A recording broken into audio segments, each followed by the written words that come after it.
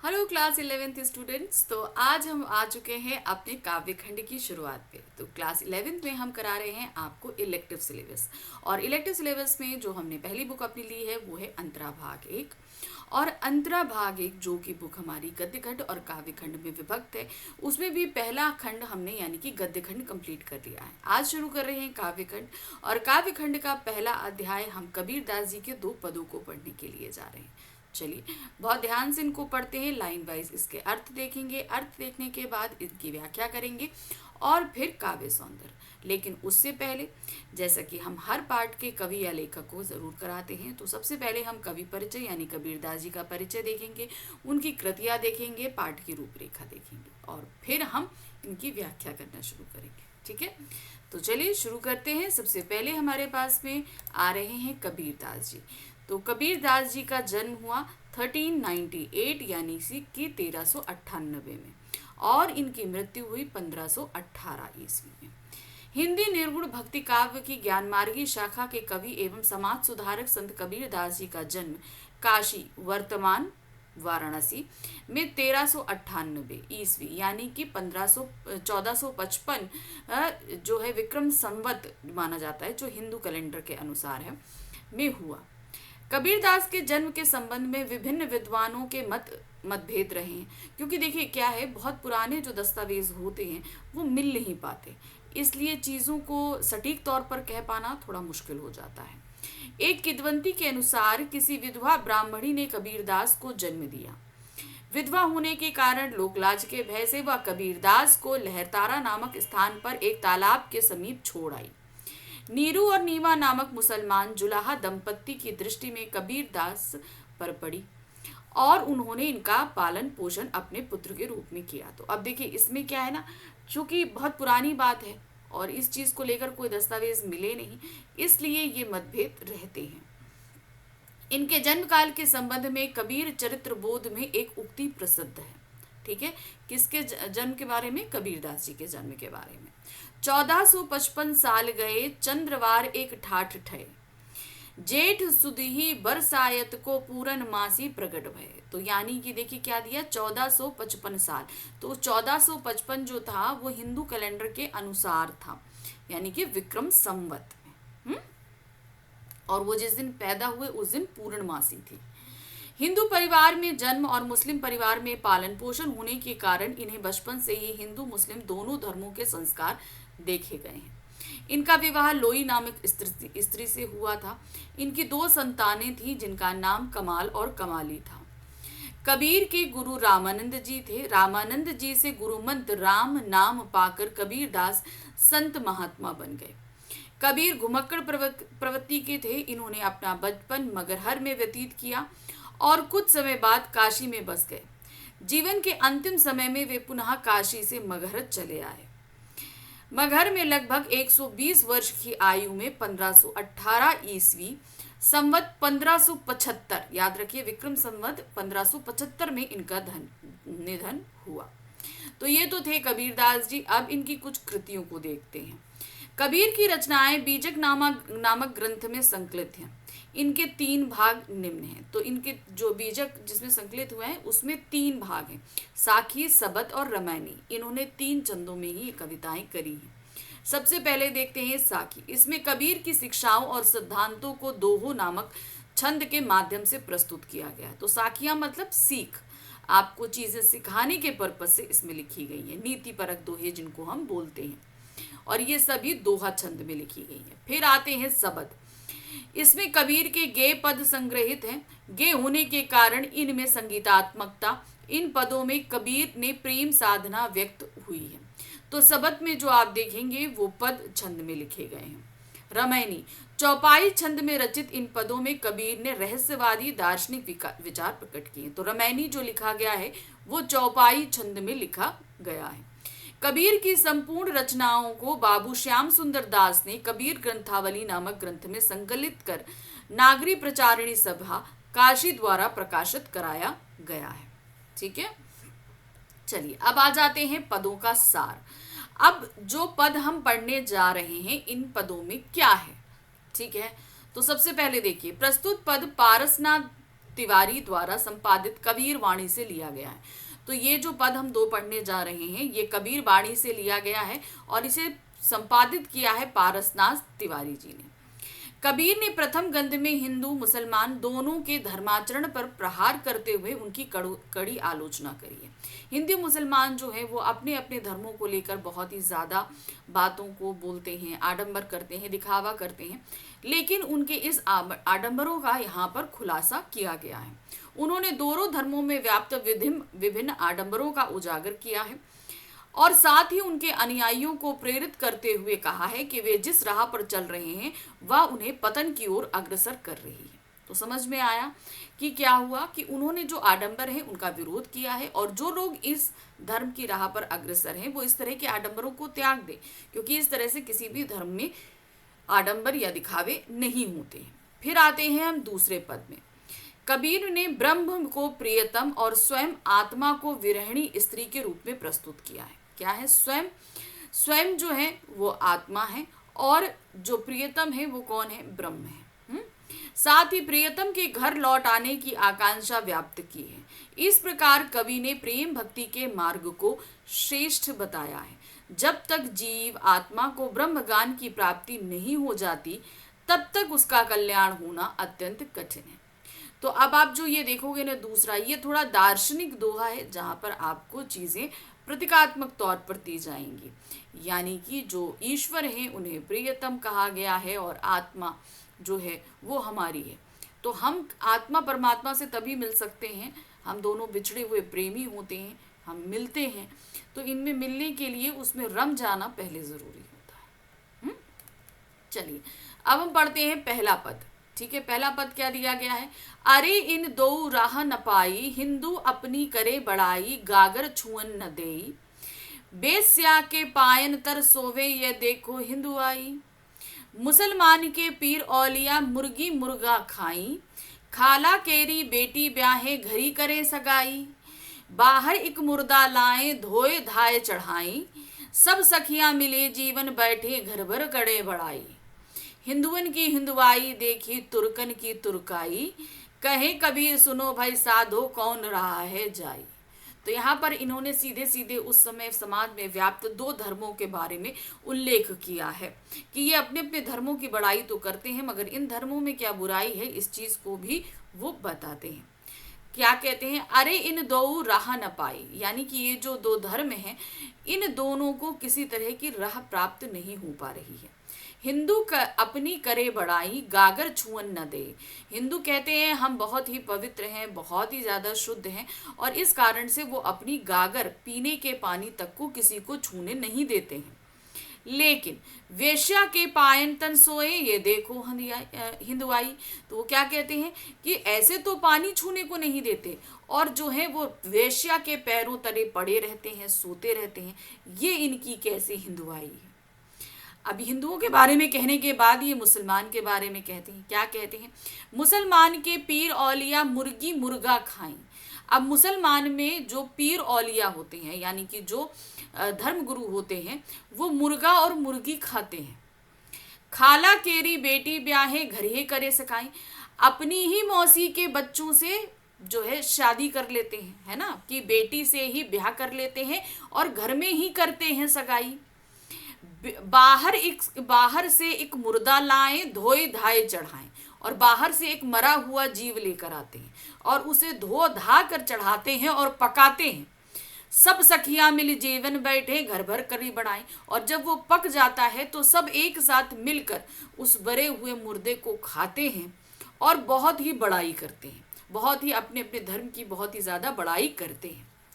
हिंदू की हिंदुआई देखी तुर्कन की तुर्काई, यानी मैंने हिंदू धर्म को भी देख लिया और मैंने मुसलमान यानी कि तुर्क धर्म को भी देख लिया। कहे कबीर सुनो भाई साधु कौन राह है जाई।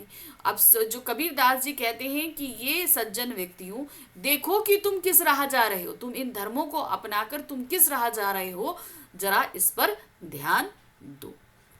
चलिए अब इसका जरा हम संदर्भ देखते हैं, फिर उसके बाद हम इसका प्रसंग देखेंगे और फिर व्याख्या। क्या दिया गया है? प्रस्तुत पद हमारी पाठ्य पुस्तक अंतरा भाग 1 में संकलित कबीर वाणी से लिया गया। तो जरा थोड़ा सा ध्यान दीजिएगा कि ये कहाँ से लिया गया है, कबीर वाणी से लिया गया है। प्रस्तुत पद में कबीर, अब प्रसंग में देखिए क्या है, प्रस्तुत पद में कबीरदास जी ने हिंदुओं व मुसलमानों के धर्माचरण पर प्रहार करते हुए दोनों धर्मों में व्याप्त बाह्य आडंबर व पाखंड की कड़ी आलोचना करी है कि इन दोनों में जिस तरह के आडंबर हैं, जो दिखावट है उन सभी की इन्होंने बहुत आलोचना करी है। अब व्याख्या देखिए क्या है। कबीर दास जी कहते हैं हिंदू मुसलमान अपने उचित मार्ग से भटक गए हैं। हिंदू अपने धर्म की प्रशंसा करते हुए स्वयं को बहुत पवित्र समझता है, इसी कारण अपने पानी के बर्तन को भी अन्य वर्ग के व्यक्तियों को छूने नहीं देता है, क्योंकि उसे यह डर है कि छूने से उसका बर्तन अपवित्र हो जाएगा।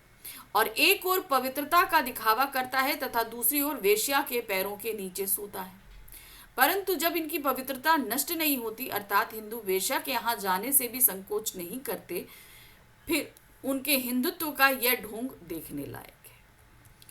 अब आते हैं इस्लाम को मानने वाले मुसलमानों के आध्यात्मिक शिक्षक तथा उनके भक्त मांसाहार करने के लिए मुर्गी और मुर्गा को मारकर खाते हैं। मुसलमान अपनी माँ की बहन की पुत्री से ही विवाह कर लेते हैं एवं अपने ही घर में रिश्तेदारी बना लेते हैं। ये बाहर से एक मृत पशु का मांस लाते हैं और उसे धोते और पकाते हैं। इसके बाद सभी एक साथ बैठकर उसे खाते हैं और पूरा परिवार उसकी प्रशंसा करता है। जो बनाया गया है उसकी प्रशंसा होती है। कबीरदास जी ने हिंदुओं का हिंदूपन तथा तुर्कों का तुर्कपन अर्थात मुसलमानी रूप देख लिया। अब उनके सामने यह समस्या है कि वे कौन सी राह अपनाएं, क्योंकि दोनों ही राह स्वयं में दोषपूर्ण है। अब काव्य सौंदर्य देखें। काव्य सौंदर्य दो भाग में विभक्त होता है, आपको हमेशा पता है, भाव पक्ष और कला पक्ष। तो सबसे पहले हम देख रहे हैं भाव पक्ष। प्रस्तुत पद में इस बात पर बल दिया गया है कि दोनों धर्मों के लोग बड़ी बड़ी बातें तो करते हैं, किंतु इन बातों में अपने व्यवहार में नहीं लाते। इनका आचरण धर्म के विरुद्ध है, क्योंकि कोई भी धर्म जीव हत्या की बात को सही नहीं मानता है। तो जो इन्होंने जो तरीके बताए हैं, उन धर्मों का इन्होंने पूरी तरीके से विरोध किया है कि जो इन धर्मों के नियम और नीति हैं, जो चीजें हैं, वो किसी भी धर्म में सही नहीं मानी जाती हैं। अब देखिए कला पक्ष क्या है। उद्बोधन शैली के प्रयोग से भाषा प्रभावशाली बनी। उद्बोधन यानी कि यहाँ पर वो संबोधित कर रहे हैं, किसको, हिंदुओं को भी और मुसलमानों को भी। पंचमेल खिचड़ी व सदुकड़ी भाषा का सुंदर प्रयोग है। कबीरदास की भाषा हमेशा याद रखिएगा, पंचमेल खिचड़ी और सदुकड़ी भाषा ही रहती है। भाषा भावनाकुलता, सरलता और सरसता लिए हुई है। मुर्गा मुर्गी धोए धाए सब सखिया में अनुप्रास अलंकार है। छंद पद है और इनमें व्यंग्यात्मकता है, यानी कि ये सीधे सीधे हिंदू धर्म और मुसलमान धर्म दोनों पर व्यंग कर रहे हैं। भाषा व्रज है। घर घर में पुनरुक्ति प्रकाश अलंकार है और गेयता के गुण विद्यमान है। चलिए अब आ जाते हैं दूसरे पद पे। यहाँ क्या दिया गया है।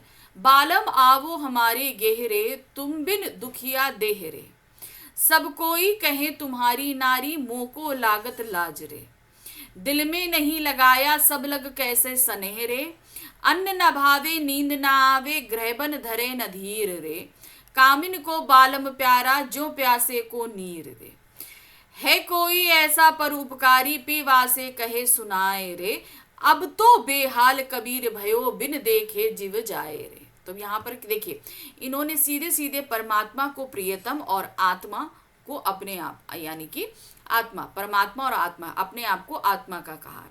अब जब आत्मा परमात्मा का मिलन, यानी कि प्रियतम के साथ मिलन, प्रेयसी का प्रियतम के साथ मिलन है, ठीक है, ये चीज उन्होंने बताई। तो क्या कह रहे हैं, बालम आवो हमारे गहरे। तो बालम यहाँ पर कौन है, परमात्मा।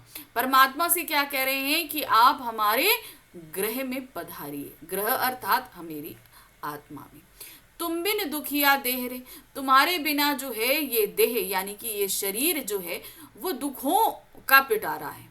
यानी कि इन्होंने कहाँ पर बुलाया, अपने घर में। गेह का मतलब ये नहीं कि अपने घर में बुला रहे हैं, वो अपने अंदर अपने शरीर में बुला रहे हैं आत्मा परमात्मा को। और जब आप यहाँ पर नहीं हो तो ये देह क्या है, ये दुखों का भंडार है। सब कोई कहे तुम्हारी नारी, मोको लागत लाज रे। अब क्या है, सब लोग कहते हैं कि ये जो आत्मा है ये परमात्मा की प्रेयसी है। जब ये इस तरीके से कहते हैं, प्रेयसी का नाम लेते हैं, तो मुझको लाज लगती है, यानी कि मेरे को शर्म आती है। दिल से नहीं लगाया तब लग कैसे सनेरे। तो ये कह रहे हैं कि जो प्रियतमा होती है, कहने का मतलब होता है जो प्रेयसी होती है, जब तक वो अपने बालम के सीने से नहीं लगती है तब तक किस तरीके का प्रेम। अगर मैं तुम्हारी प्रेयसी हूं तो तुम मुझे आकर गले लगाओ। आत्मा क्या कह रही है कि अगर मैं तुम्हारी प्रेयसी हूं तो तुम गले लगाओ, क्योंकि जब तक प्रेयसी को प्रियतम गले नहीं लगाता तब तक किस तरीके का स्नेह, यानी कि किस तरीके का प्यार है। अन्न न भावे नींद न आवे, ग्रह बन धरे न धीर रे। तो अब ये क्या कह रहे हैं कि जब तक मैं अपने प्रीतम से नहीं मिल लेती हूँ तब तक ना मुझे भूख लग रही है, यानी कि भोजन मुझे अच्छा नहीं लगता, ना मुझे नींद आती है, और ना ही मुझे घर ये सुहाता है, यानी कि ये घर में रहना भी मुझे अच्छा नहीं लगता है। कामिन को है बालम प्यारा, जो प्यासे को नीरनी। यानी कि इस आत्मा अर्थात इस प्रेयसी को जो है अपने परमात्मा से ही प्रेम है। जिस तरीके से एक प्यासे व्यक्ति को पानी की चाहत होती है, उसी तरीके से इस आत्मा को परमात्मा की चाहत है कोई ऐसा परोपकारी पिवासे कहे सुनाए रे। तो कह रहे ऐसा कोई उपकार व्यक्ति है, यानी कि कोई भी ऐसा व्यक्ति है जो मेरी इस आत्मा यानी कि इस प्रेयसी की बात अपने प्रियतम तम जाकर कहे, अर्थात किससे कहे जाके, परमात्मा से। ऐसा कोई व्यक्ति है जो इस प्रेयसी आत्मा की बात को परमात्मा को जाकर सुनाए कि भाई इसकी क्या दशा है, ये तुम्हारे बगैर बहुत ही ज्यादा तड़प रही है, विचलित हो रही है, ये बात जो है कि कोई जाकर उनको बता दे। अब तो बेहाल कबीर भयो, बिन देखे जीव जाए ने। अब कबीरदास जी कह रहे हैं कि अब तो जीना बहुत ही मुश्किल हो चुका है, बिना देखे जीव जाए रे, यानी कि बिना परमात्मा से मिले उनको देखे अब जीवन बहुत ही मुश्किल हो गया है। अब इसका प्रसंग देखिए क्या है। प्रस्तुत पद में कबीरदास जी ईश्वर को प्रीतम और स्वयं को प्रियतमा मानते हैं। ईश्वर का आह्वान करते हुए कहते हैं कि आकर उनके हृदय की व्याकुलता को शांत करें, क्योंकि कबीरदास अपने प्रियतम से मिले बिना बेहाल हो चुके हैं, यानी कि ईश्वर से मिले बगैर। आत्मा परमात्मा से कह रही है, हे प्रिय आप हमारे शरीर रूपी घर में आइए। तो वो कहाँ बुला रही है, शरीर में बुला रही है, शरीर रूपी घर में आइए, अर्थात हमारी आत्मा में निवास कीजिए। मेरी आत्मा आपके बिना दुखी है, क्योंकि हम चाहे जितनी कोशिश कर लें, कुछ भी कर लें, जब तक आप हमें प्राप्त नहीं होंगे हम बहुत ही दुखी हैं। मेरी आत्मा आपके बिना दुखी है। कबीरदास जी कहते हैं आत्मा परमात्मा की पत्नी है, किंतु आत्मा को जब परमात्मा का प्रेम और सामीप्य नहीं मिलता या पत्नी रूपी आत्मा को पति रूपी परमात्मा का प्यार नहीं मिलता तो वह लज्जित होती है। भाई पत्नी को तो पूरा हक है पति का प्रेम पाने के लिए, तो अगर वो प्रेम नहीं मिल रहा है तो ये उसके लिए बहुत ही लज्जा की बात है। आत्मा को ऐसा लगता है कि परमात्मा ने उन्हें दिल से नहीं लगाया तो स्नेह की अभिव्यक्ति नहीं हुई। प्रेम के प्रकटीकरण हेतु परमात्मा का आत्मा को अपने वक्ष से लगाना आवश्यक है, यानी कि जब तक प्रियतमा को प्रिय अपने गले से नहीं लगा लेता तब तक वो स्नेह, वो प्यार बेकार है। उनके प्रेम की अभिव्यक्ति के बिना उनकी उपेक्षा के कारण प्रेमिका रूपी आत्मा को ना तो खाना अच्छा लगता है, ना ही उन्हें नींद आती है। घर हो या वन, कहीं भी धैर्य धारण नहीं कर पाते हैं।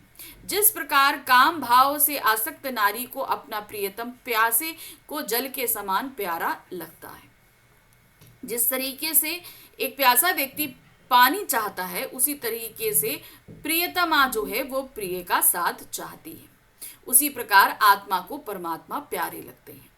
कबीरदास जी कह रहे हैं ऐसा कोई परोपकारी हो जो उसके पति या प्रियतम के समान प्रिय परमात्मा से उसकी इस व्यथा को कह सके कि वे परमात्मा के वियोग में व्याकुल है, क्योंकि उन्हें देखे बिना, उनसे मिले बिना वे जीवित नहीं रह पाएंगे। चलिए अब इन पंक्तियों का भाव पक्ष फिर कला पक्ष। भाव पक्ष कबीरदास जी ने रहस्यमयी भावना को प्रकट किया है, क्योंकि देखिए यहाँ पर दबी हुई बात है, ये चीज प्रकटीकरण नहीं है। आत्मा को जो है वो प्रियतमा कहना और परमात्मा को प्रिय कहना, ये एक तरीके से जो है वो प्रकट बात नहीं है, वो हिडन बात होती है, रहस्यमयी बात को उद्घाटित किया है इन्होंने। कबीर ने स्वयं को विरहिणी स्त्री प्रियतमा के रूप में तथा ईश्वर को प्रियतम के रूप में चित्रित किया है। प्रेम को उत्कृष्ट भावना को प्रकट किया है, अर्थात आत्मा की परमात्मा से मिलने की जो तड़प है उसे दिखाया गया है। चलिए कला पक्ष देखिए क्या है। पंचमेल, खिचड़ी व सदुकड़ी भाषा का सुंदर प्रयोग, भावानुकूलता, सरलता और सरसता लिए हुए है। ठीक है, तो हमेशा ध्यान रखना कि दोनों पद में ये चीज आपको सीधे सीधे आएगी।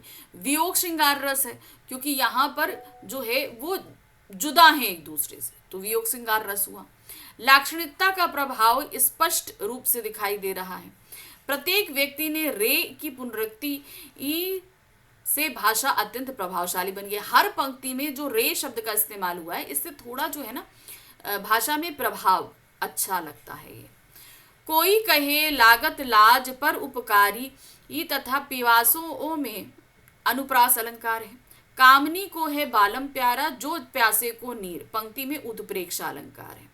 देखिए यहाँ ज्यो शब्द आने की वजह से इसमें उत्प्रेक्षा अलंकार रहेगा। माधुर्य गुण एवं श्रृंगार रस की उत्पत्ति है, गेयता का गुण भी विद्यमान है। तो इस तरीके से खत्म हुए हमारे ये पद। बहुत ज्यादा मुश्किल नहीं थे, आसान थे, हमने आपको समझा दिया। इसी तरीके से 2 पद हैं हमारे अगले चैप्टर में, जहां पर हम सूरदास जी के 2 पदों को देखेंगे। वो श्री कृष्ण भक्ति रखते हैं, तो उन्हीं से संबंधित ये पद रहेंगे। ठीक है, तो चलिए मिलते हैं अगले अध्याय में, लेकिन उससे पहले फटाफट चैनल को लाइक, सब्सक्राइब, शेयर कीजिए और साथ ही साथ टेलीग्राम चैनल को ज्वाइन कीजिए। ठीक है, चलिए मिलते हैं आगे। Thank you for watching, bye bye.